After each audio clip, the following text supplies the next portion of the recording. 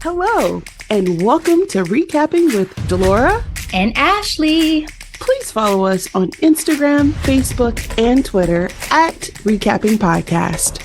Also, rate, review, and subscribe to our show on your favorite podcast platform. We're on all the things. We want to hear your thoughts on the movies and shows we review. Leave us a comment on Apple Podcasts or our YouTube channel, and we will read them during the show. Or reach out to us on social media. We love talking all things entertainment and pop culture with you. Thank you guys so much for listening. Thank you.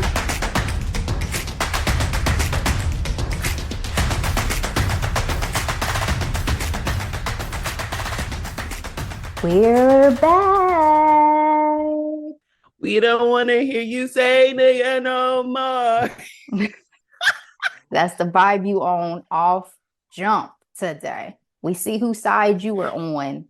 Girl. In the beef, and we ain't even got there yet. But guys, it's so good to be back. I know we've been off for a couple of weeks. We had a couple replays for you guys. Hopefully you got a chance to check out. We dropped Bridgerton season 2 replay recap for all of you guys who are highly anticipating that third season coming May 16th. Part 1.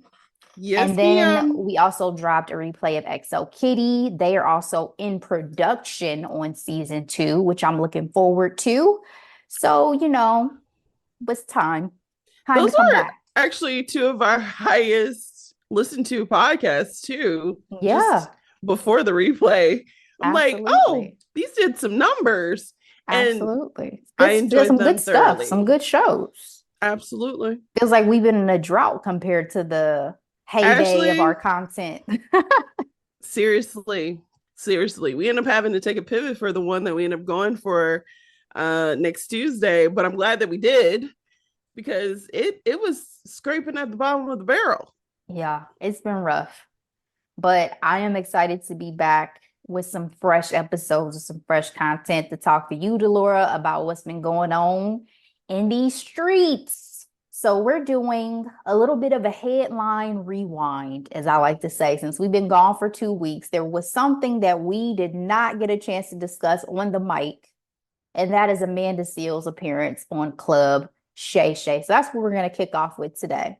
So, Delora, I had seen snippets of this Club Shay Shay interview, right? Like, I remember when Amanda on her Instagram asked and put it out there to be on the show. And then once I saw it was finally happening, I was like, oh, okay. Ooh, this is about to be interesting, right? We already know she was going through so much with the media hoopla over her from all these Black publications kind of coming at her neck after she said that Black spaces don't really welcome and support her. And so it felt like good timing on Club Shay Shay's part, right? To strike while the iron was hot.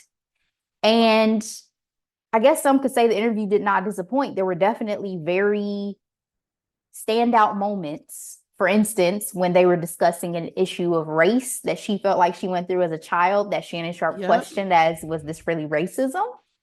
This Black man from the South, I said what I said, questioning whether or not she experienced racism is just, it's above me now. Seriously. Well, I also think it was one of those things where it was like, why do you feel the need to challenge my version of events? I'm telling you, why would I lie about that? Right. So, one for Amanda for me, in my opinion. Another very chattered about moment is this autism diagnosis conversation, the fact of whether she was clinically diagnosed or what have you, and the fact that people were saying, well, if it's not clinical diagnosis, you really don't have autism. Now, I'm not a doctor. I have no medical background, but I would say that it definitely, the way it was discussed, left room for interpretation in terms of what this situation really was with this diagnosis. What did you think? When it comes to behavioral, like psychiatry, I don't even know the appropriate science behind it. And so please take what I'm saying with a grain of salt. I feel like people self-diagnose themselves all the time. And I think she's had conversations.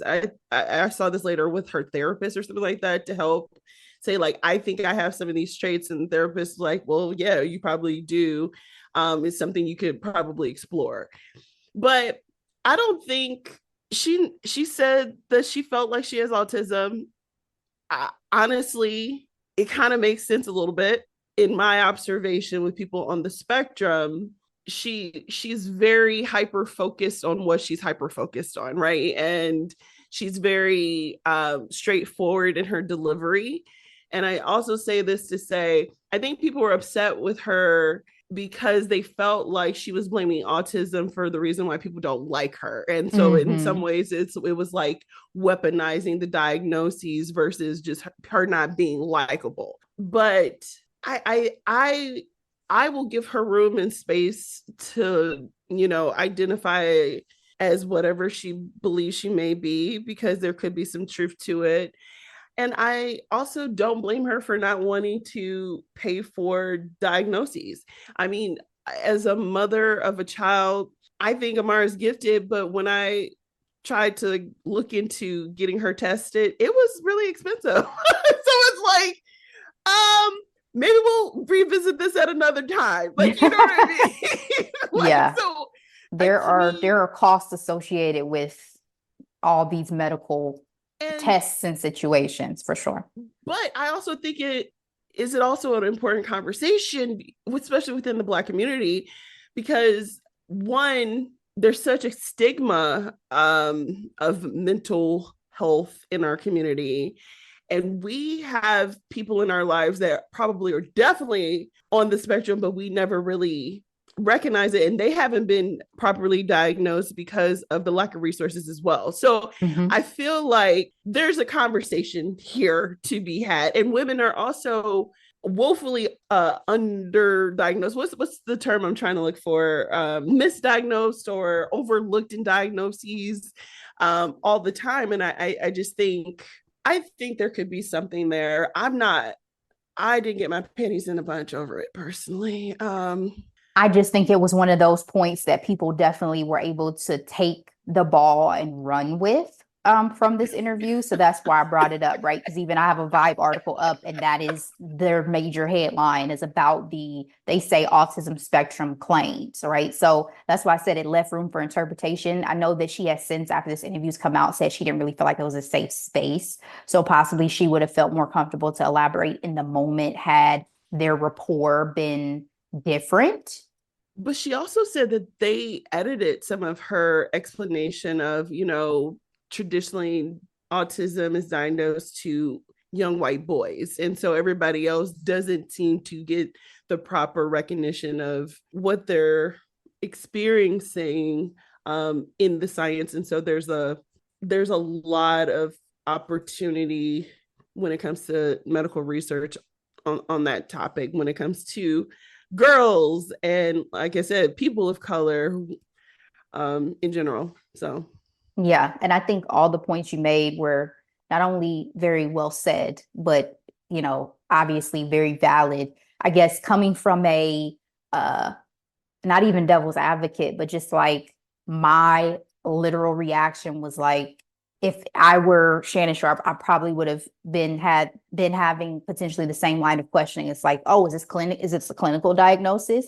Because I can hop on WebMD rather, or I can have a conversation with my therapist and think that something is the case, and that it's not necessarily in my mind validated without actually someone who has studied science and medicine telling me that it is. But again, I have not done the research that Amanda Seales has done. I don't know to what extent and depth she has looked into this. So no, I didn't feel comfortable invalidating her experience. I think for me, it was just like, I probably would have had a similar line of questioning, just be like, oh, is this something, you got diagnosed with professionally? Because I have friends who got diagnosed on the autism spectrum as adults. So I didn't think it was out of pocket necessarily to have asked that question. Yeah, and when she kind of was talking about not having a safe space in Shannon's podcast, I kind of I feel like Amanda's always on the defense. You know what I mean? and her back is up against the ropes all the time. And I was like, girl, you gave this man a hug at the end of this interview. What do you mean you didn't feel like this was a safe space? So, I mean, I don't know. I don't have a problem with Amanda. I actually enjoy her podcast, Small Doses. She's a great interviewer and conversationalist. But does she have problematic moments? Absolutely. But so does, I mean, literally pick a name. Like, so for me, we talked about this when we even talked about the media coming at her. She's not a villain for me whatsoever. She's a human being. Yes. And so I can choose to consume her content and really absorb her perspective, or I cannot. And I think my sentiments to you when I text you, and I wanted to get to the kind of the last point of contention that some people had with this interview, was her thoughts on Issa Rae and the experience of working with Issa Rae.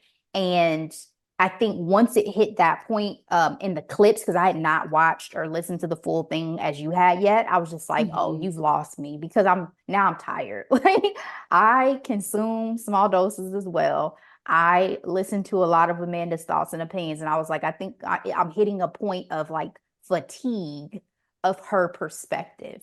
I don't want to always hear your side of everything. I felt like, well, let me hear what Issa has to say. What would her experience have been like in this scenario? And so then after I watched the actual full thing and I heard the story of the getting kicked out of the Black Emmys party and this and that, to your point where you said Issa could have done more in some of those situations, I think they're starting to feel like, at least from Amanda's perspective, to me, there was a level of unprofessionalism, right? Like, if Issa is the boss, is overseeing all the actors of the show, this publicist works for her, it is your role, in my opinion, as the boss to step in when things have crossed the line into unprofessional. Because that's disrespectful. It's disrespectful. And I have never sat down with a colleague who told me, oh, let's have a conversation on why I don't like you. Yeah, it's just extremely unprofessional, right? So I agreed with you after I watched the full thing about that. But again, I think my sentiments in totality are that probably I just need a little break. Like, she is totally entitled to her perspective, to her experiences, but particularly like her interview's fine, but her one-on-one podcast where she's just waxing on about whatever topic, I was like, maybe I just need a little break. I need a break from myself, let alone from other people and their thoughts and opinions. So I think that's where I'm at. Again, Amanda is not a villain in any way. I did not go into this interview thinking like, oh, here we go again. But there are points in time where, to your point, Amanda feels like she's always fighting against everything and everybody, and that someone has always there's a grievance, or this person did not live up to these expectations I had of them. And that just, for me, gets a bit exhausting. So I think I just need a break. It was an entertaining conversation. I do feel like Shannon was in the deep end of that conversation. Well, I think that Shannon's platform has become a place where people come because they know they're going to get some great interviews. That does not mean he is necessarily a great interviewer. But you can tell when certain guests run circles around him. Yes. Like Cat Williams, I don't even have an analogy. Like, he was doing pirouettes. Like, I don't know. Like, he was. But it don't matter, because Shannon ran that all the way to the bank. Shannon said, whatever you think I made, triple it.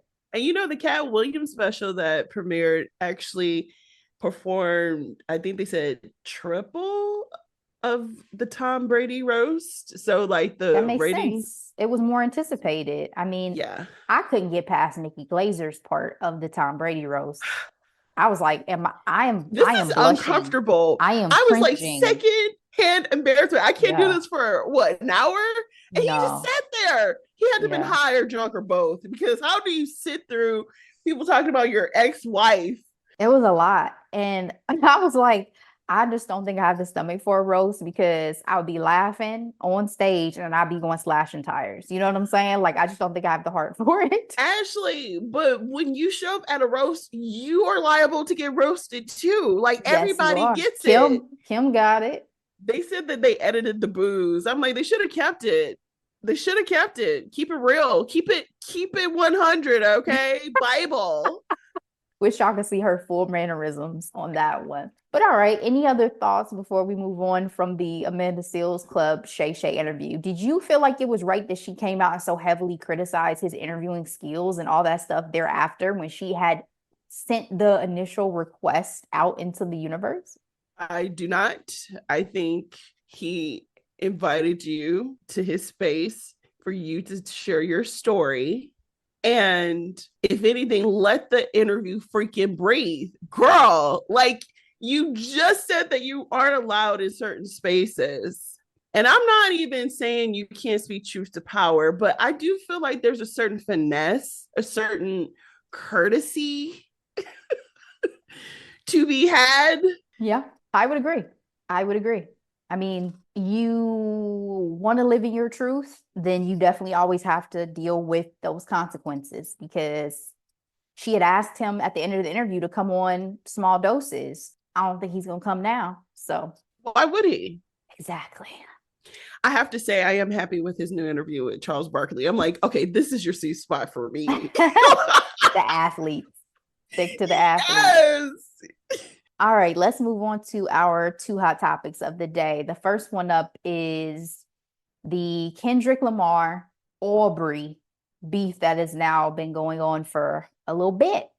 So I literally had to find I not even find. I had to write down the track list because if I'm honest with y'all, today is the first day I've listened to any of these songs.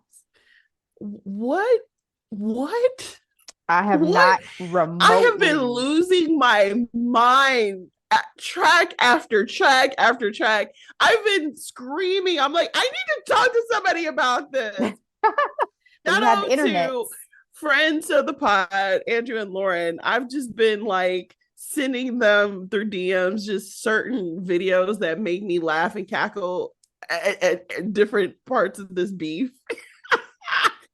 But you know what side I'm already on. Yeah, and I didn't go into it with a side. Like I had heard so many critiques and opinions about everything at this point because most people were calling it for Kendrick. And I was like, well, again, I haven't listened to it.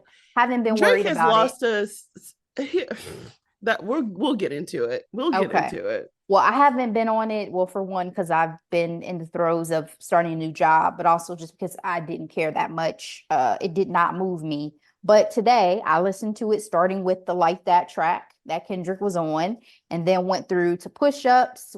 I could not find Tailor Made Freestyle because apparently that had to be removed for. Yeah, he used Pog's voice, AI. The family threatened to sue him. Disrespectful. Goodness. And then went on to Euphoria. I missed 616 in LA at first, so I had to listen to that last. Went on to Family Matters, went on to Meet the Grams, went on to Not Like Us, and then wrapped it all up with The Heart Part 6. So give me your initial reactions to the overall tone of this beef, being so about very personal things between the two of them. And then did you enjoy the musicality, right? Did you enjoy the production?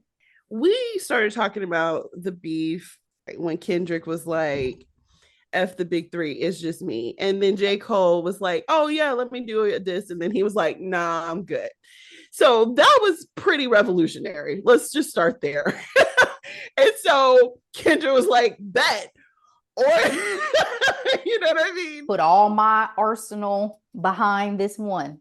Behind Drake. And we've even had the conversation of is everybody beefing with Drake or are they all haters? And again, we talk about running circles. I feel like what Kendrick did in this rap battle is going down in history. I want a movie about it. I haven't been gagged this much in a rap battle in a very long time.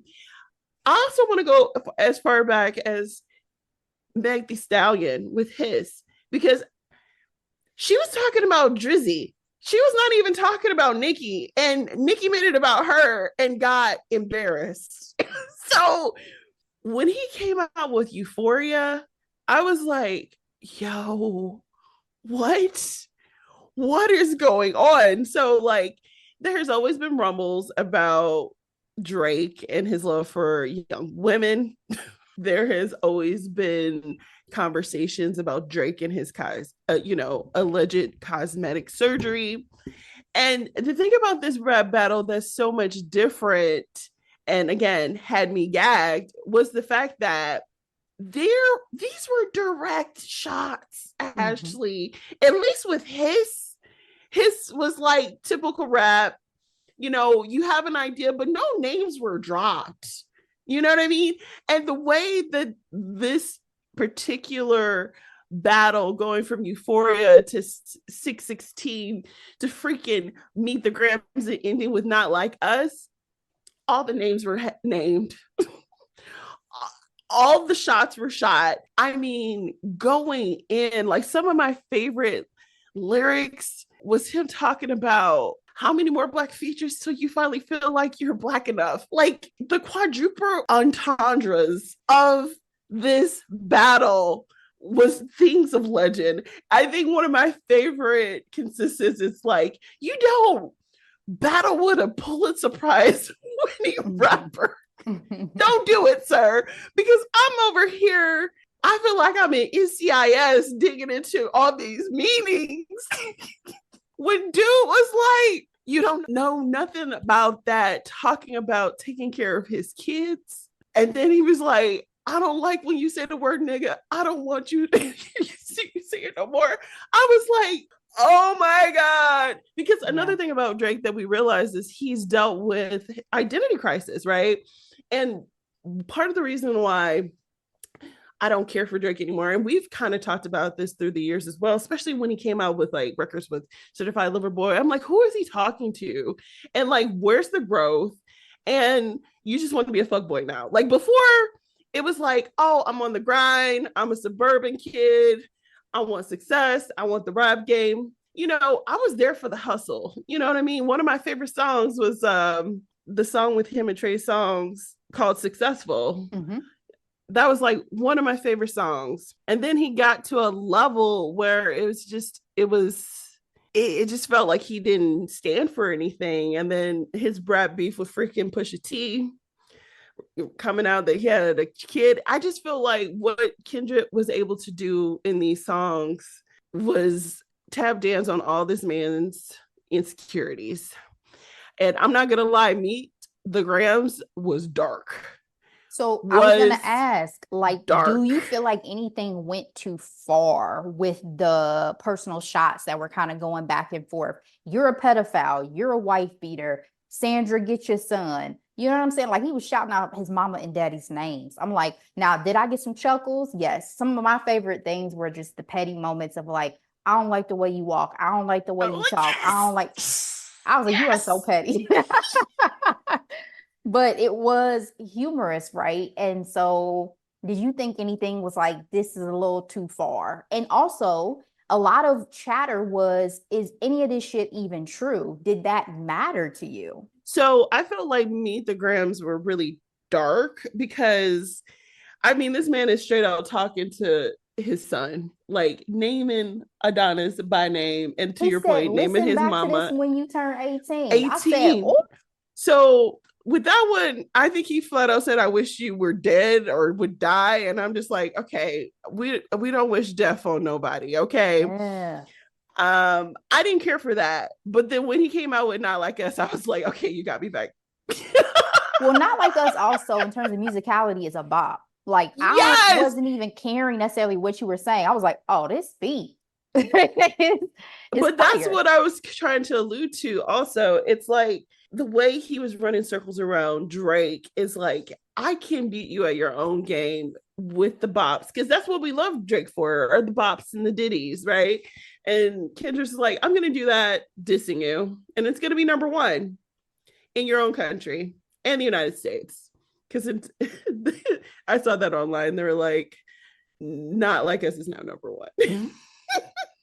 So, in your estimation, Kendrick easily won this battle against Drake? I feel like, yeah, because guess what? The only lyrics I remember are Kendrick's. And that's on multiple songs. Do you feel like this is going to hurt Drake in terms of commercial sales, though?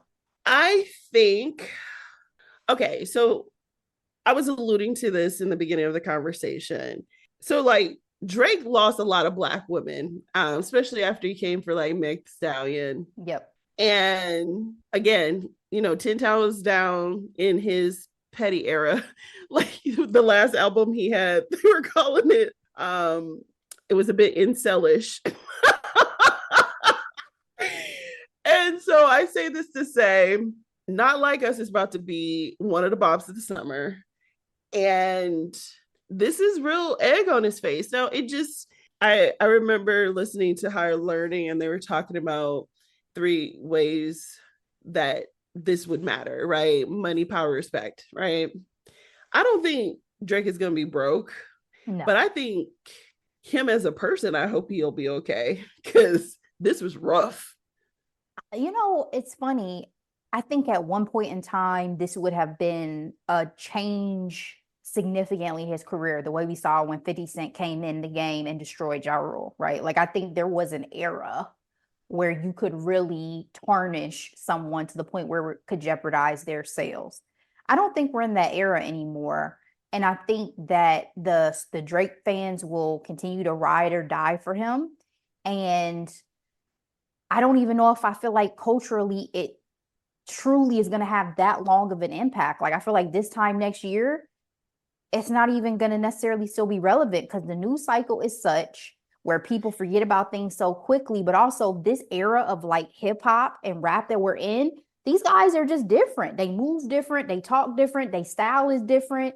The people who follow them are different. But I will say what makes this memorable is that these are some of this generation's titans of rap beefing like this. And I think that's where the significance is going to lie. Like, I don't think we're going to forget about this. This is legendary. I don't mean forget. I just mean, is it going to be relevant enough in to terms change of anything?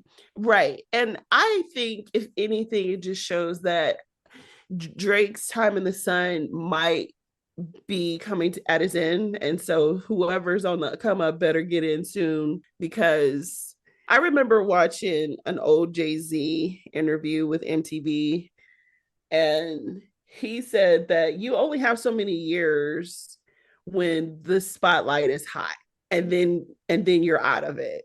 And I was very impressed with his self-awareness. This is like back in the day before I think Beyonce claimed him. And after some of the poor, I shouldn't say poor performance, but compared to his peak, this last album for Drake and this battle, I think the heat is lightening up on him a little bit. Well, yeah, musically, I mean, I think I agree with you, because I think that has been the case. His last, 2 albums now have not been that great, well received. So I think, to your point, it's his own music and his own output that has not been, beyond this beef, that has not been great, that is pushing him down the line. I mean, he's getting older, and rap is a young person's game for the most part. True. In terms of when you're hot, you're usually at those little younger ages, but we'll see. and I also, again, the thing about this beef that's also significant is it's believable, some of the stuff that Kendrick said about Drake, because Drake is out here in these streets, okay? And with Kendrick don't be outside. He be at home pondering his next album. I did think it was, go back home. I did think it was funny when Drake said, I'm just glad I got you motivated. I'm just glad I got you putting out songs again. That was funny. That was at the end of the Heart Part 6. That was funny. I did chuckle on that. Naomi Osaka was asked about whose side she was on, and she was like, oh, I don't really have a side, but I'm happy that Kendrick came out with these songs. Yeah. I saw that as well. The biggest revelation to me, though, talking about what's true and what's not, was that he slept with Lil Wayne's girl while he was locked up. I was like, oh, you have no loyalty, bro. He has no loyalty. Again, Drake has been messy for years. There's this one young man that did like some of the stories behind Drake, and it's all because Drake couldn't keep his his pants up. And the fact that he did that to his quote unquote mentor while he is in jail, Wayne showed a lot more growth than I anticipated for him to be like, oh, you know how it is. Is it? Is it though? And then when you find out he got Wayne's face tattooed on his body, that seemed like a punk ass move too. Seems very Drake, if you ask me. My last question for you is this over? Is this the end? Is The Heart Part 6 the end of this saga? Yes, because public opinion has given the crown to Kendrick. And frankly, there has been shots, literal shots at Drake's home in Toronto, which means everybody needs to freaking cool it off. One of my favorite things is whenever Alexis Ohanian, whenever somebody disses Drake, he is always there with the subtle tweet. And in one of Kendrick's raps, he was like, you know, don't keep Serena's name out your motherfucking mouth, essentially. Yeah. That's what he said. And Alexis retweeted this tweet from Chung Fan that essentially says that UMG, which is Universal Music, and Nike are asking Kendrick to stop rapping beef because these allegations are costing them a lot of money. And I'm like, and he's like, what a time to be alive. Like, all of Drake's sponsors are like, oh my God, this is resonating with the public. Oh, I was watching the NBA the other day. The intro going into the commercial. They ain't like us. Oh my God. Step this way. Now step that way. Like, it's a bop. I don't even know how to dance like the West Coast, and I want to learn just to dance to this song. You have time. So I really just want to end by saying I hope that security guard getting shot outside of Drake's house had nothing to do with this nonsense. I hope it's being overblown, overhyped, and it was just some type of random weirdo stalker weird situation going on that, you know, because I don't want to reach the point again where we had to worry. I mean, obviously there's been situations with rappers, even in recent memory, but that was usually more street situations than just because it went from being rap to a street situation. You know what I'm saying? So let's not go back down that route. That would be awful. All right, Delora, the first Monday of May has passed, which means we have all the looks from the 2024 Met Gala. I watched this, but I only caught like 15 minutes of it live streamed. So I had to like go back and look at all the looks. Did you catch the full live stream? I watched a good portion of it on YouTube on Vogue's channel.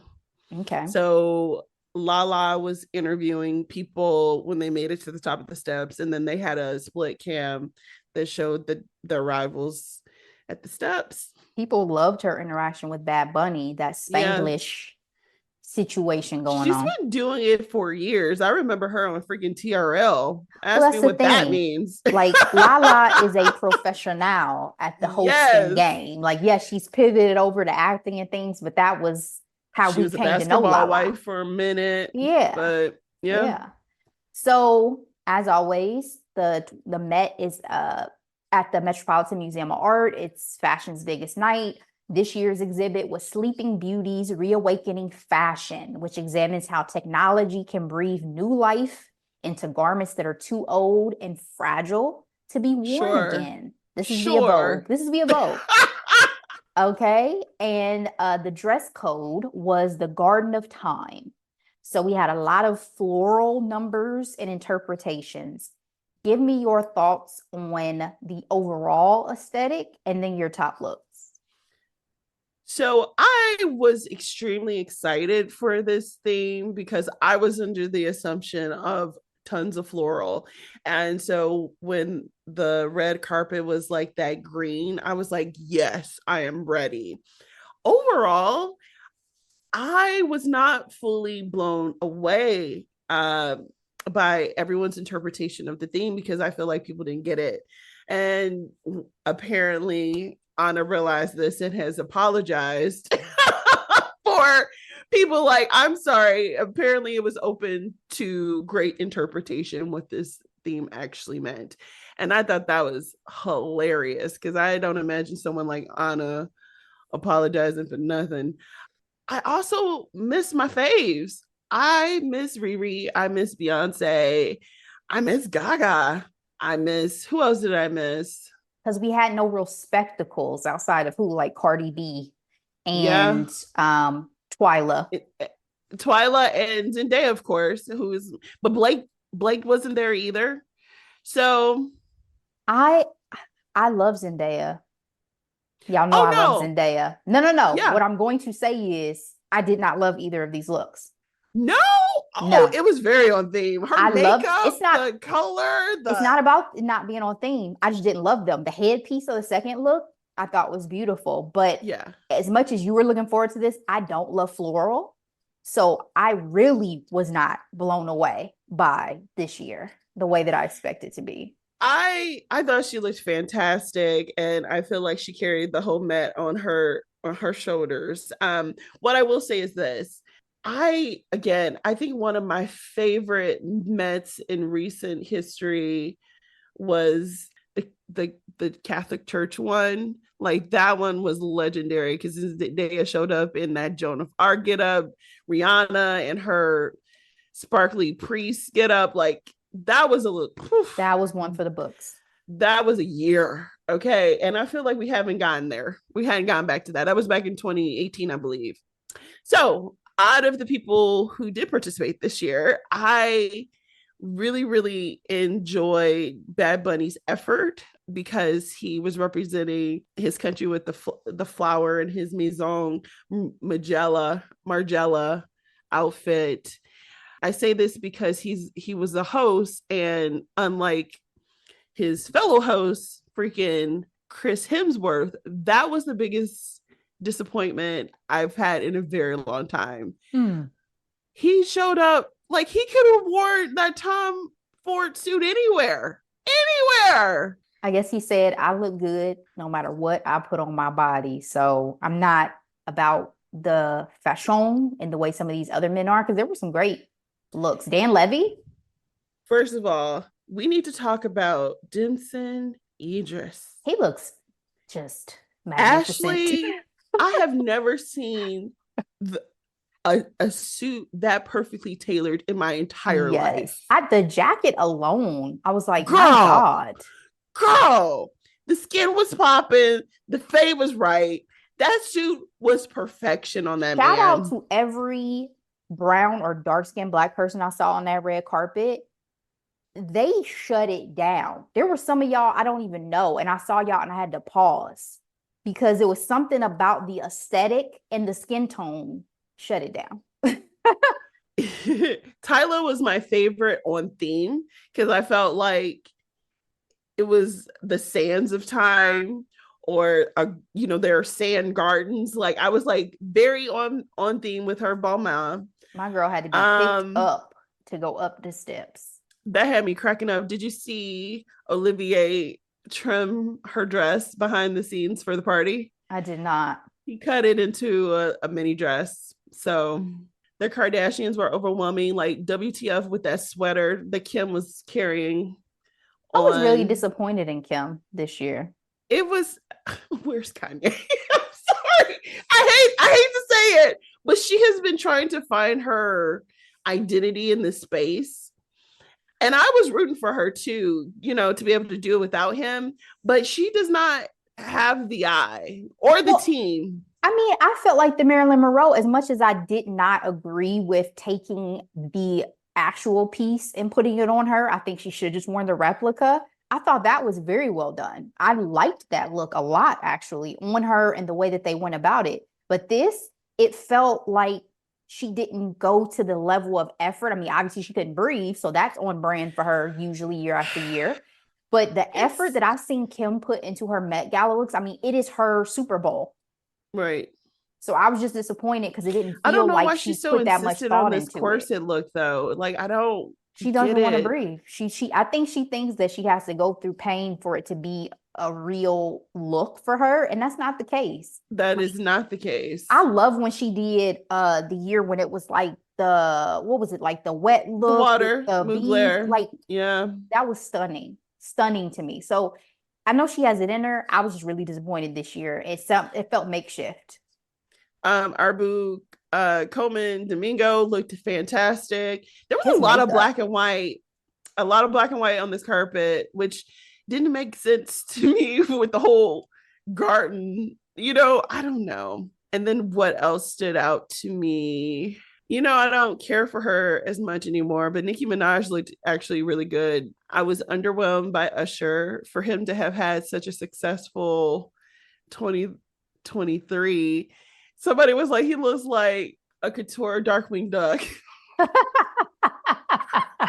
I can see, especially when I saw him with that hat on. I was like, The hat is a no for me, what are you dog. doing? Yeah. I mean, Usher, I love Usher, but his style can be hit and miss for me anyway. It really can. I agree. He has not been consistent. And shout out to Queen and her wife showing up. This was her first Met. I was like, why is this Queen's first Met?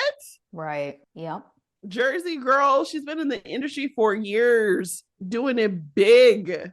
And then we have Morgan Spector, my boo from Gilded Age. He looked fantastic in his look. That red and those poppy flowers, I thought he looked fantastic. I liked Nicole Kidman, but it kind of did make her look kind of pregnant, the way the dress kind of Another black and bubbled white. out.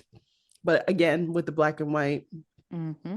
All right, that's all I got, Ashley. How about you? I liked Elle Fanning and Balmain. I thought it Yeah, was she looked chic good. and fit her so well. Mm-hmm. I actually did like J-Lo and Chaparelli. It She looked was good, but it was it very was on the very nose for J-Lo. her. Yeah, like Yes. I don't feel like she really stepped outside of her usual in terms of like silhouette or any of Yep. that. But Yep. she looked good. Like I said, I like Zendaya's headpiece. And then Dan Levy in Low. Yes. I thought that Louis. his post on the effort that went into that, I love the going from the black into the floral. I thought that looked so beautiful. And Yeah. then he's doing a stash, and I was like, Dan, who who are you? For a minute, I had to do a double take. Like, who are you? I'm not used to this look on you. But the suit Yeah. was beautiful. And Mona Patel, I posted her story on our Instagram. La Roach collaborated with her. The video is from Vogue India. She had like butterflies. The dress was gorgeous, and she's a gorgeous woman. I had no idea who she was, but she's a businesswoman who killed it on her first Met. Nice. All right. Well, I think that wraps it up for our top looks. Any folks that you felt like were stressed? I didn't like Gigi. I know everybody's like Gigi. No, didn't love it. Again, Chris Hemsworth. He's my fave, but it's a no for me. I was underwhelmed by Cardi B's look. I know it took 10 people to help her to walk, but it did nothing for me. And I think it's because it was black for, again, a garden theme. I didn't get it. Felt like she was the tent a little bit. Like if it was a garden party, she's the tent. So Exactly. Yeah. that Oh, Rihanna didn't I'm make it. sorry. All the Chloe girls. Like she had Zoe Saldana, she had Sienna Miller, she had like Oh yeah, Zoe with that more. belt. Mm-mm. I'm like, y'all gave me absolutely nothing. And there are some top A-list actresses. I think even Greta was in there from the director of Barbie. Mm-hmm. So underwhelming. Kylie Jenner, I was like, did you just throw on a ball gown and say I'm going to the Met? It was giving prom. Yeah, I think those are disappointments to me. Folks who just seem like they came, you know, to the occasion just in a pretty dress, didn't really put the effort in to make it an ensemble and a show. Mm-hmm. But again, there were some beautiful looks. to be had. Dua Lipa, she would be so impactful if she was really good with her fashion. Mm, But mm. she gives a lot more.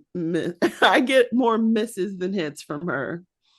I am, like I was saying, also sad Rihanna didn't make it though. I know they say she had the flu, but I thought she was going to come in the ninth hour and really wow us with something. So better luck next year. All right, Delora, let's move on. Our final segment for today, we're going to do a microdose, which we have not done in a while. Mm-hmm. And this is not going to be spoiler free, guys. So I am going to give a spoiler alert. We are going to be talking about challengers today because both Delora and I went and saw this film in theaters over the weekend and texted a little bit Yes. about it. So I figured we might as well talk about it on the mic. So, challengers, it was long. Let me start there. 2 hours. I was not expecting for it to be what it was in terms of length, but we had Zendaya as Tashi, we had Mike Faust as Art, and we had Josh O'Connor as Patrick. And there are threesome, whatever we want to call them in this film, right? Mike and Josh as Art and Patrick are besties when we meet them. Tashi is on top of the world in terms of like being the next big thing in tennis. And these guys are just kind of admirers, but also tennis players, right? They're not at her same level of celebrity and prestige. Mm-hmm. So they meet her. They're both infatuated with her. They're both coming for her. And that dynamic continues to ebb and flow throughout the entirety of this film. Inevitably, Tashi marries Art, and Art ends up being this big time world champion of many tournament. Yes. And Patrick never seems to have really gotten his footing. Tashi got injured, so she's just been Art's coach for years. The dynamics in the movie I found to be quite interesting, even from jump, because I was like, as close as Art and Patrick are, they seem to revel in a friendly rivalry. Yes, there was that undercurrent of competition in everything they did, right? And particularly when it came to like a love interest, their dynamic I just thought was so interesting because it felt like Patrick is the alpha and Art is the beta, and we're comfortable with this. What did you think about the chemistry between the two male leads? Yeah, I felt like Art was comfortable succeeding to Patrick in their dynamic. And I think that ultimately helped him in the long run because he had a level of self-awareness that I feel like Patrick did not have. Yeah. More humility for yes. Exactly. But I watched this movie with my husband and he's like, I've never had a male friendship like this before. It had a lot of intimacy. I don't know what this is. Because you're like, y'all have almost the rhythm and cadence of siblings, but the intimacy of lovers. Mm.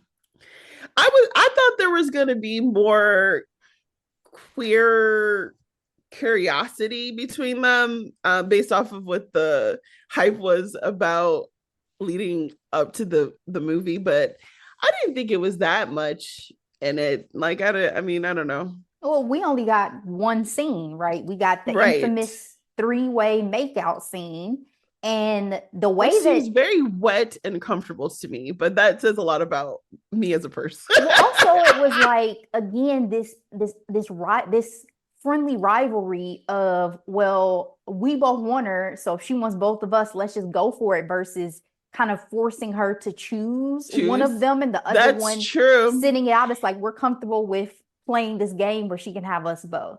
But she was also a chaos demon, okay? To the 10th degree. Like I think her ego and arrogance was something else and a major factor in this dynamic. Absolutely, Delora. Absolutely. Like she had the biggest dick in the room, if you ask me. Easy. BDE all day, Ashley. Yeah, especially when she sat back and let them start making out. I was like, are you sure you didn't go to boarding school? Because you have some tricks of manipulation up your sleeve. Exactly.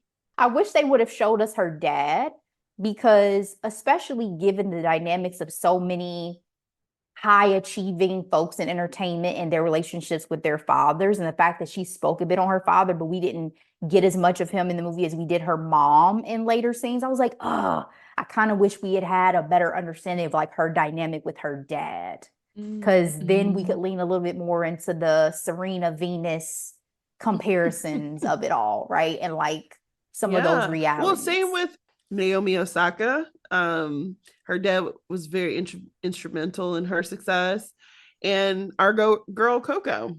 So once we get to the point in this movie where it's clearly established that, Art was the one that she chose, did you, when we get to the scenes of realizing Patrick was actually the one who dated her first and that Art was nudging himself in between them to try to break them up, did you feel like Art was a villain in that instance? Because it's a big to do even amongst the actors about who is the real villain of the film. Yes. And so, did you feel like Art was wrong when he was trying to kind of get in the midst of that, or did life play out as it was supposed to, and things worked out for Art as he as he wanted them to, essentially?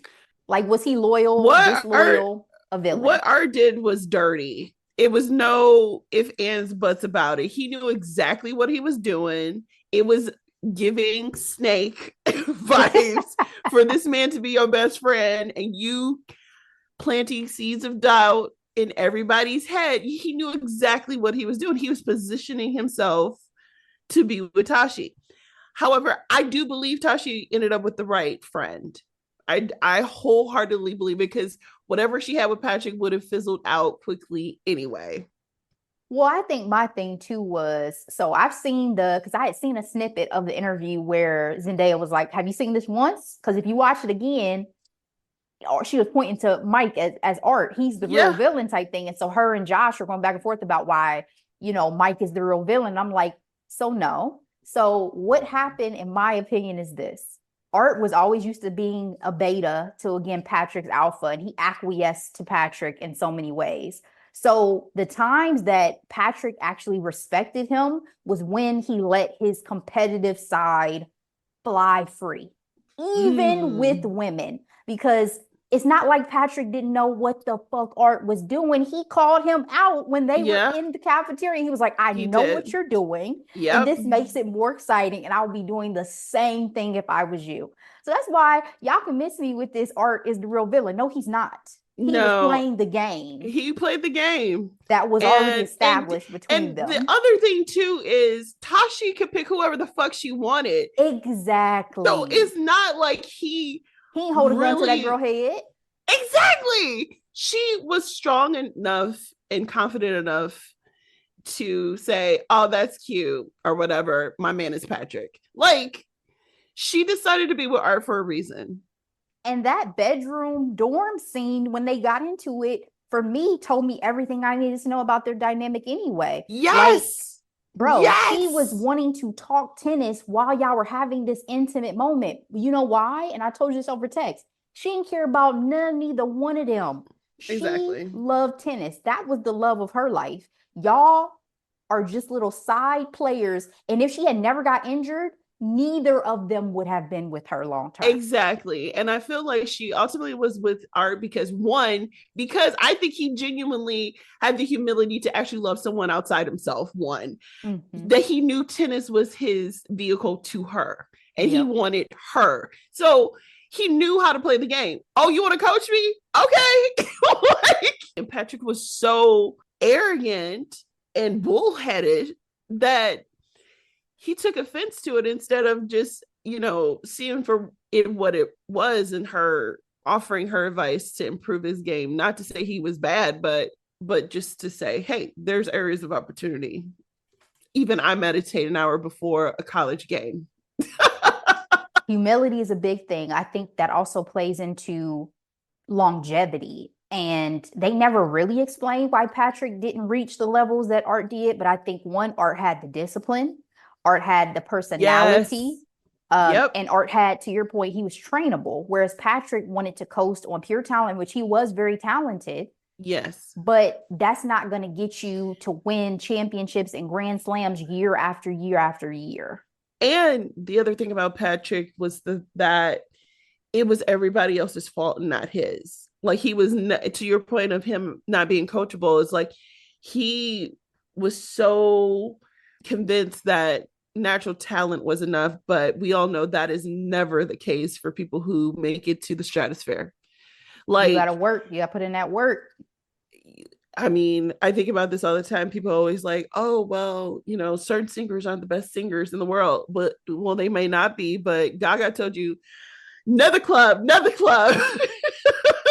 bar, another club, no sleep. Like, she had that tenacity and that drive and the consistency to make her mother monster. Like, The best people will outwork you any day. yeah. So it did still hurt me to see him like having to sleep out of his car during that particular challenger that they did. And the feeling I had that he did not live up to his true potential was there. But I have to say, as a character, I found Patrick to be really annoying. I hated that she couldn't release whatever hold their toxicity had on her. I didn't get it. I told you through text the chemistry wasn't chemistrying for me He also on didn't have either enough side. big dick energy to warrant this level of nonsense. Exactly. Now, I felt sorry for Patrick until Tashi was like, you can go to your rich ass family for help if you wanted to. So she's like, I I don't feel sorry forgot for about you. that. Because they He's were rich choosing. kids I who went to forgot boarding about that. school. You are so right, Delora. I forgot about that. He's choosing to live this type of lifestyle. I forgot about that. Good point. Privileged. Privileged. So let's talk about this ending, right? Because the ending is Art and Patrick playing each other in a challenger. You know, again, Art has been at the top of his game, but he's ready to retire. He had an injury. You can tell he's now, you know, not at his full capabilities because he's kind of, I think, probably nervous of re-injuring himself. And also he tells Tashi, I'm tired, right? And Patrick's just there, you know, playing around, trying to get under his skin, and also effed his wife. I knew he was going to do the part of putting the ball Same on the racket to say that he slept with her. I just didn't know how Art was going to react. Same. I didn't know how. I knew it was coming because at first, obviously, like a tennis match, it was going back and forth. Like, what is she doing with Patrick? Is she going to train him or not? And the fact that she wanted him to throw the game for Art's ego, I thought was, I felt bad for Art in that moment because it was like, he's already like, yo, I'm coming back from this injury. I want to just stay home and be with my baby. Like, and you can you imagine if he found out that she asked him to throw the game, which we know psychologically the competition between them after all these years is he's the only one that can beat him. And because you're of the mind games. You're double effing me, right? Not only are you effing me on the court, you effed my wife. Yes. Which is the worst between the two. So let me say this. Now that we're talking this through, I actually have a little bit more respect for how it ended, because part of me feels like Patrick did that to motivate Art more to finish that out strong. Because Art had, you know, he was not really, I mean, he wanted to win, but you could tell he didn't have the same level of passion that he once had. So now I'm starting to think he did it because he's like, listen, I slept with your wife. So now Art's going to want to crush him. So maybe that last smirk at the end is like, okay, like game on. Now, game on. It was ambiguous.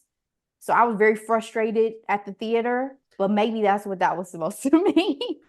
Well, the fact that I was like, is he about to hit this man with this racket? Like, I was ready for it personally. Yeah, I mean, they hugged it out. He saved him from like falling. Oh my goodness. They hugged it out. So was it also supposed to be like a reconciliation of that?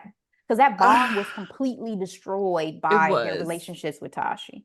But my question is that I didn't understand was they hugged it out at the end. Tashi I can't remember, was she screaming out of joy or out of anguish? I can't Out remember. of joy because Art got the final shot and won the match. But that was her usual thing. She screamed when she played. So I think it was supposed to Yes. continue to show that she's living vicariously through Art. But what I didn't get was in that interaction that they had at the hotel room when she said, I'm going to leave you, was she saying, like, do you want me to say this to motivate you to play well tomorrow? Or was she I like couldn't tell legit? because they both looked very anguished. So I don't Exactly. know. I was like, what is going on here? I She don't get it. might have left him if he lost that game. I don't know. I mean, she's built a life with this man. They have a child, right? I don't know what was truly going on in Tashi's mind. We'll never know. But I will say that by the end, in my opinion, Tashi was the villain. Never expected this like my girl Z, but she was trash. She could have throw her I away. actually didn't hate her, but I do think she was messy as fuck. Oh, throw her away. I said if I was Art, I would have finished that match and be like, all right, I'll be cool with him again, but you fired and I want a divorce. I'm over this. But he loved her too much. But that's what I wanted. But again, I'm like, you're gonna really sleep with this man in the back of his car. We don't even know the last time he had a shower. Like exactly, because the guys, when he was checking in the hotel, said he stayed. Yes.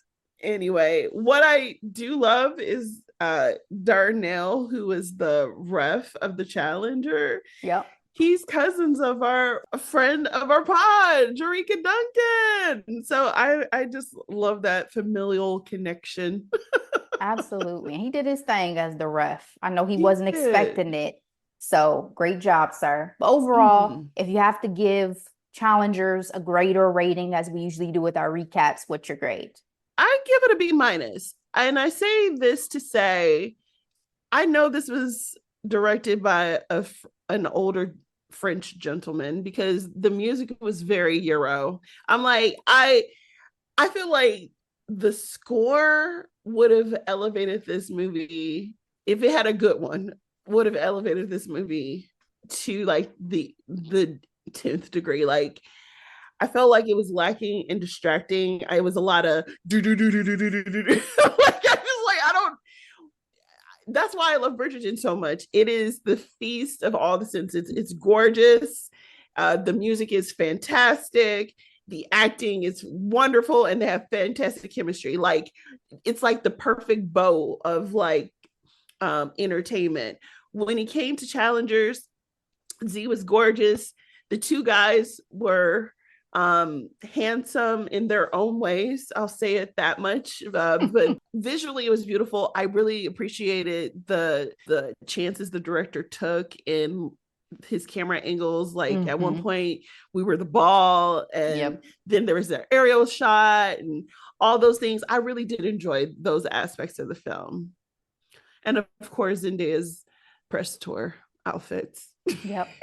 And that Spider-Man to tennis pipeline is for real. So very. I will agree with you, probably B minus for me as well. I really, really wanted to see this because I felt like I was really about to start getting spoilers if I didn't see it sooner rather than later. Yep. And I enjoyed seeing Zendaya truly in this very adult role, right? We had Malcolm and Marie, which I hated. And I may not have loved her turn in this, but I felt like it was a better picture, a better vehicle for her.